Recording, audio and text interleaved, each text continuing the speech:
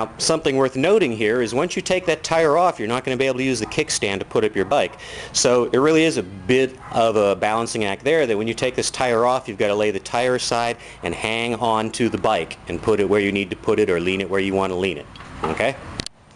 Okay, first off, you have to know where the lever is. It will always be on the left-hand side when you're, on the bike.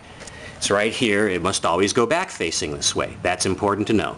That's the lever you pull down, and if you can see behind it is a little plastic ring that we're also going to pull out when we pull the lever down.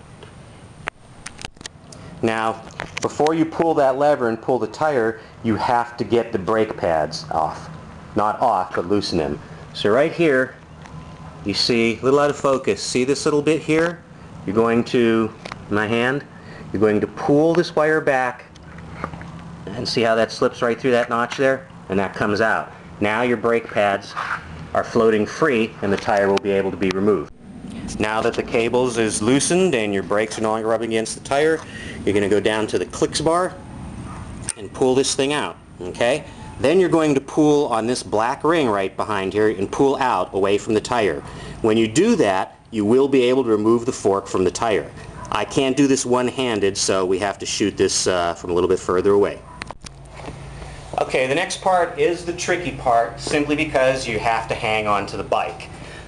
It's going to probably look very frighteningly hard. It really isn't, but you do need to practice it a few times. What you're going to do, you're going to pull this lever out, and after you do that, you're then going to pull this black ring that I showed you before away from the tire. You'll feel that it's spring-loaded. Once you do that, in all theory, this wheel should pop right off. I have found it sometimes has to be kind of wiggled out. So that lever down, pull the black ring out, tire comes out. It really was pretty easy.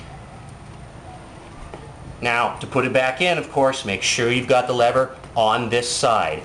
It should, or has in the past, gone back on pretty easily as well. What I tend to do is the same thing of holding it with my holding the tire with my 2 feet, and then bringing the fork down. Whoops, I'm sorry, bike's falling over. Bringing the fork down right on the rims it was on, falls right into place.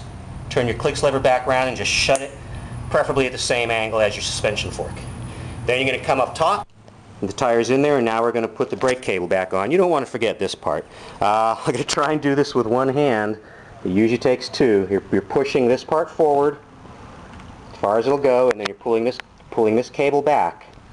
And you can see it slips into the little notch there. Let's see if I can do it with one hand while I'm filming. I can't. I got to use 2 hands. Okay? And it does take 2 hands to do this, but it also is very easy. There you go. That's all it takes. Your brakes are back on up against the tire. Also, take a look at these things on your bike. These are your suspension fork controls. There's a plus and a minus. You can make the suspension tighter, which you want when it's nice and smooth, or you can make it looser, counterclockwise I believe, when it's bumpy. But just go for the plus and minus and look at your manual. Hopefully this will cover it for now.